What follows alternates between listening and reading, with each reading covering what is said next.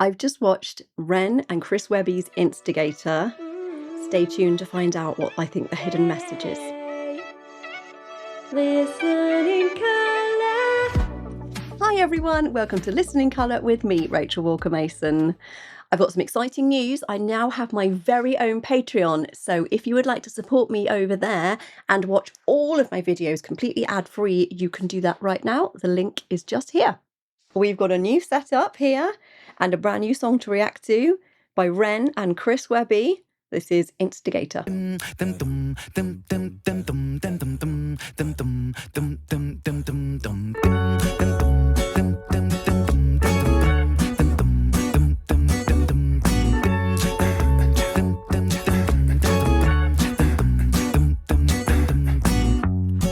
$1 for a dime.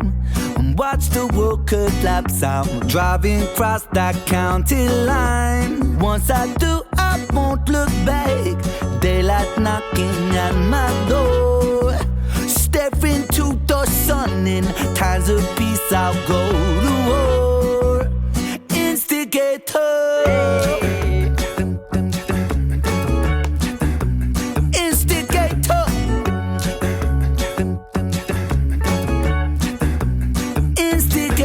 Steady with it.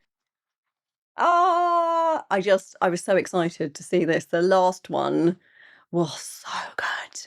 And Chris Webby even responded to my reaction to their video and said that he loved it. And I was just like having a proper fangirl moment, and I couldn't wait for this one to come out today. And it's everything we always hope for with Ren, us Renegades. Just love it when he's doing his thing and he gives plenty of space for his voice, and the backing is fun and inventive, and it just gives us another aspect of his brilliant sort of musical prowess. Like, he can just do so much. This has got a lovely like dum da dum dum dum da dum kind of bouncy thing, and I love that. I'm already in. And he does such interesting things with his voice. He's got this really like jazzy sound. So the way he finishes some words, you kind of can't tell what his accent is. Like we know he's British, but the way he da da da, and he finishes like, right, if it's a word that ends with a he might do ow or something. He does some interesting things with those shapes that makes him sound a little bit kind of placeless in that sense of accent in a singing voice, which is kind of cool. I like that. So already I'm very excited by this song. Just been joined by one of our cats. This is Fiero, who is very excited about the new sofa. So he will be joining us here with his very loud purring. So please ignore that noise. He's like an old asthmatic man, this one. Okay, let's continue with some more Ren. Instigator. Instigator. Steady with it, like machete with it, heavy with it, shred and kill it. But wait a minute, I already did it. Webby did it. Welcome to the clinic, I'm a surgeon cutting lyrics and raising spirits in this motherfucker. Step to the rhythm, shovel, treble and bass. This culture is a breeding ground for my mistakes. I pray for a better way to waste my time. Don't wait until tomorrow when I take what's mine. Oh my goodness, they are such great lyricists. I'd love to know how they wrote this one, whether they sat together and wrote it, or whether Ren wrote some of it and then sent it over to Webby. It's really interesting. There's some brilliant lines in this that were just, I'm a surgeon cutting lyrics. I mean, isn't that a great way to describe Ren, isn't it? And the fact that Webby's already doing all these brilliant things. I did it. Webby did it. And it's like they're these incredible, very smart, very quippy lyricists who can actually get a song like the last one. So Down the Road isn't that long a song, but it feels like you had a whole story in it, because they are such incredible lyric writers. They can cut lines right down and you still get the essence of the message. They are really, really skilled lyric writers. If they ever taught a course on lyric writing, I would be there in a heartbeat, trying to learn everything I could from them. Wow. And this section is amazing. Love it. I still don't know really what it's about. Are they the instigators, or are they wanting an instigator? And what are they the instigators of, if they are in fact the instigators? So let's find out. Should we find out, Fiero? Well, he doesn't look bothered, but okay. My time don't wait until tomorrow when I take what's mine. Cold and calculated, that's the instigator. Not intimidated, I'm a force of nature. Fate dictates a place where the penny will drop. Heads roll, calm and let the guillotine chop. Sell $1 for a dime and watch the world collapse. I'm driving across that county line. Once I do, I won't look back. Daylight knocking at my door, staring to the sun. In times of peace, I'll go to war. Instigator. It's the pig head. Oh dear God. Every time I see that, right, it scares the life out of me, the pig head. Oh, it's so good. So Ren is the instigator, so perhaps Chris Webby is also the instigator. In times of peace, I go to war. That's a really interesting line. There's a lot of really smart things here. Well, like watch the guillotine fall. What is it they're wanting to cause disruption to? Is it the general state of the world? Because I know Ren talks about that a lot, like a dissatisfaction with how the government are doing things, how people are treated, the unfairness financially in communities. He's very outspoken about that, and I really appreciate that because he is smart. He really thinks about the message he's going to put out there and says it in the most brilliant, catchy, interesting way that makes it easy to remember. How many times do we watch things about sort of financial stuff on TV and just zone out because it's boring, or watching watching politicians go at each other and basically never answering a question? And Ren doesn't put up with that. He'll just cut straight down the line and say, this is wrong, you're behaving wrongly, this is bad. And I love that. And so I think perhaps Chris Webby is similar in there, being the instigators of a new way of doing things, which is kind of exciting. Times of peace, I'll go to war. Instigator. Instigator. Yeah. Instigator.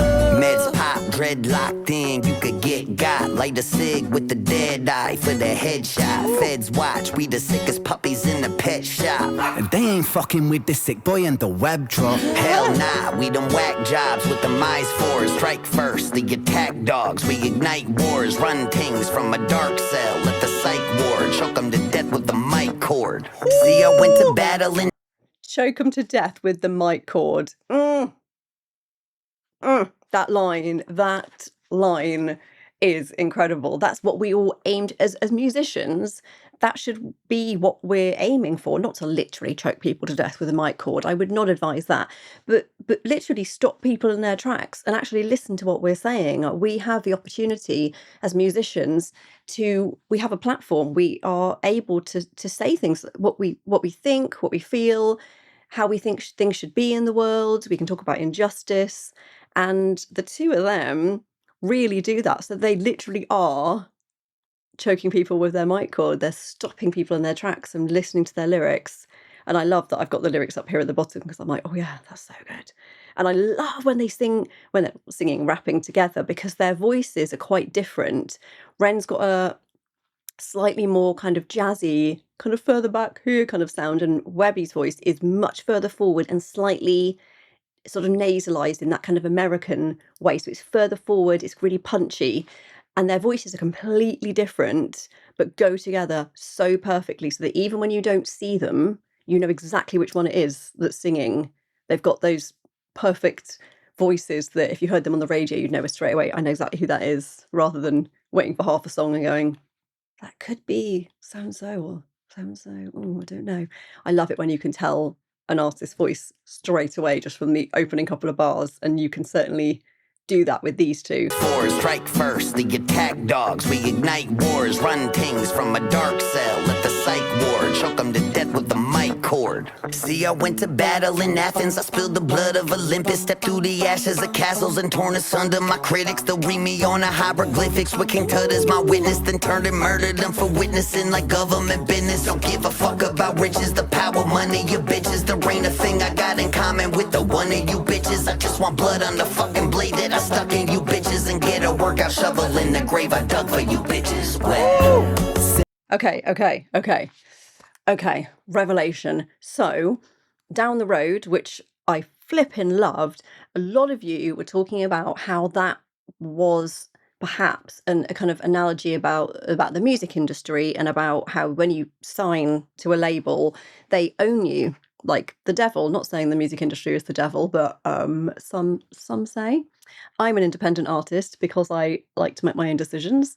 And Ren is an independent artist because he likes to make his own decisions. I assume Chris Webby is too. And that's how they can release these songs whenever they want to. They're not stuck to a timeline. They can be like, yeah, let's bring it out this Wednesday. And that is something you do not get to do if you are signed to a label.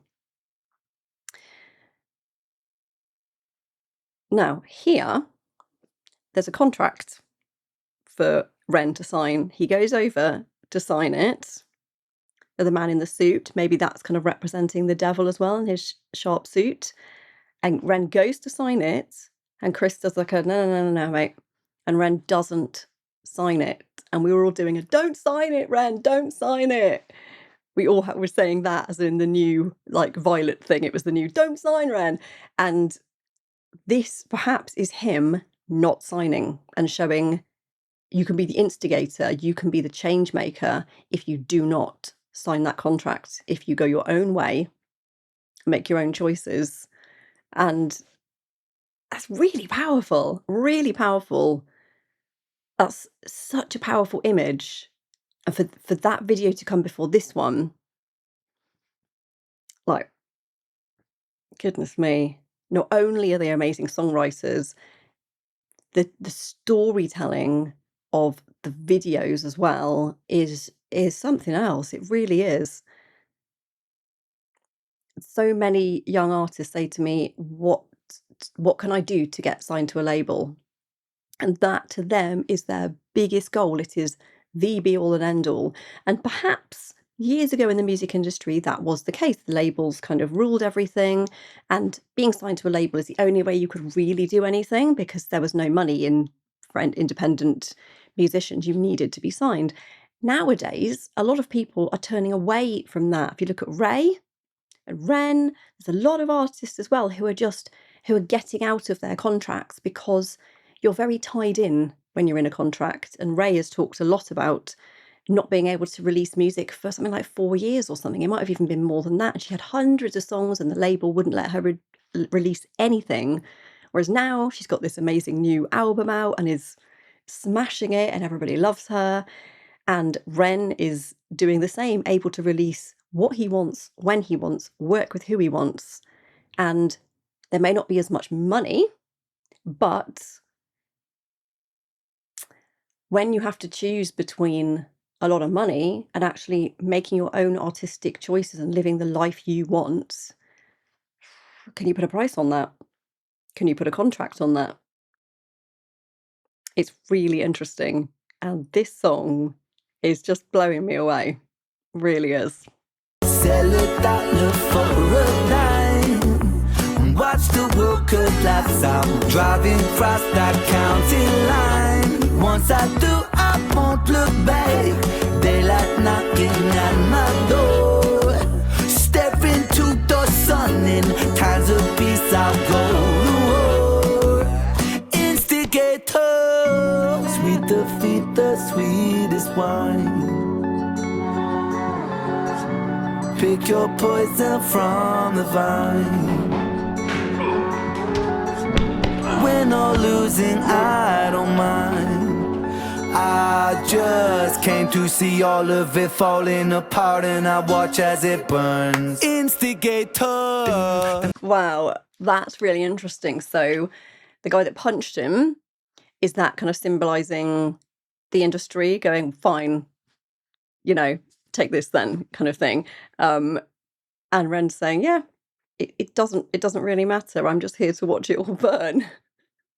I just turned up to watch it all burn down. And I think if it is relating to the music industry, there are a lot of independent artists who were signed and have turned independent or have always been independent, who were kind of slightly sitting on the sidelines thinking, yeah, just watching it burn, just going to wait and watch it burn down. So there'll be a lot of artists who listen to this and go, yeah, right there on the sidelines with you, Ren. It's something nobody would have written years ago because they wouldn't have dared. There wasn't a strong position for independent artists then. There wasn't. There just wasn't. There wasn't anything. You were just unsigned and therefore unknown. But artists now can do, particularly with social media and other things, there's so much they can do on their own. And it's really interesting to see how the whole model of the record industry is changing, and it doesn't seem as exciting to an artist anymore to be signed to a label, perhaps. The other thing I love in this song, it's a classic Ren thing, where he makes the track really fun and bouncy. It's got this dum dum dum dum dum little kind of jazzy bounce, and then lots of a cappella singing, which I assume is Ren doing those dum dum dum, because I know he does a lot of his own like backing vocals and things. But if it's not him, please let me know who it is if you know, because you Renegades are the fountains of all wisdom. And then I love the kind of Tijuana trumpets coming in. It's really fun. It's like a kind of party song, but the message and the lyric content is not fun. It's actually very hard hitting, and a lot of very dark imagery about murder and burning things and digging graves, and very strong wording that makes you really kind of stop and go, oh, that's a lot. So I love that juxtaposition of this happy, bouncy kind of, dancing at a party under the stars in Mexico kind of track with this very hard-hitting lyric.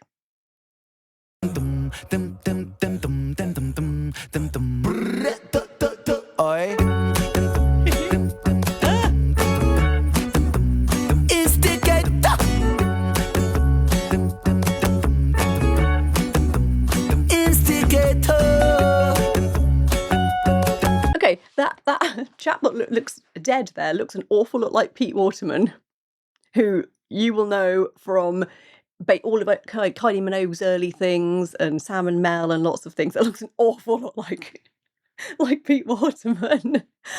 I don't think it is actually him, but it looks a lot like him. I don't know whether that's meant to symbolise Pete Waterman or just symbolise the music industry, but just that position he's in there, it's like, oh my goodness, I had to look at the screen, my goodness. So they've now killed the guys who had the contracts for them. Oh my gosh, that took a turn. He did stay and watch it all burn.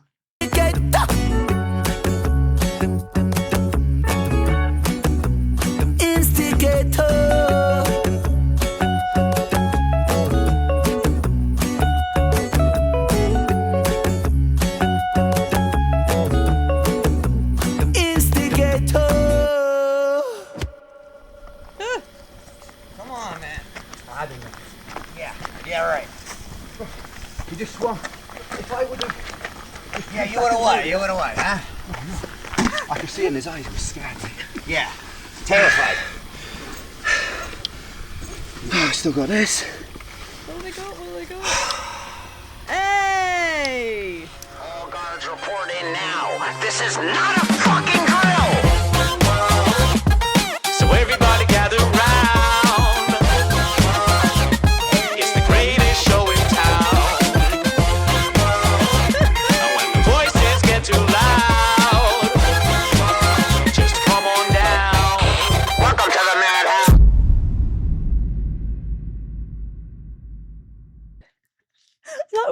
best advertising for an album coming soon I've ever seen. It is so kind of backstreet and like just pulling out like a CD that you've burnt on your hard drive, holding it up for the screen. It's just classic. It's just perfect for the two of them. They walk off with a suitcase of money and all these dead record executives. That's just like the perfect symbolism for what these two are doing with the music industry, honestly. The other thing that I really liked about this is the reference to, in the chorus, to county lines.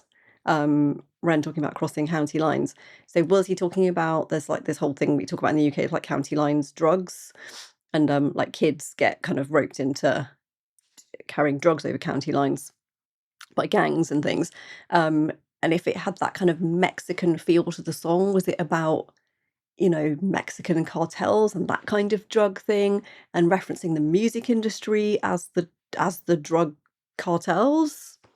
I mean, that's quite deep. So I might be reading way too much into it, but I wouldn't be surprised if Ren went that deep, because he is smart and Chris Webby is smart. Like, I wouldn't be surprised if those two things were linked through the music and that particular lyric. So let me know if you know. Let me know.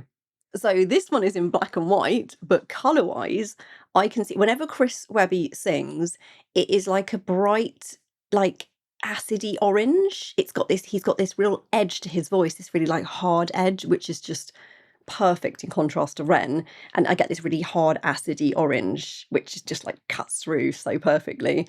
And Ren, I often get these kind of greens, these kind of sludgy greens, which I get quite a bit in this one.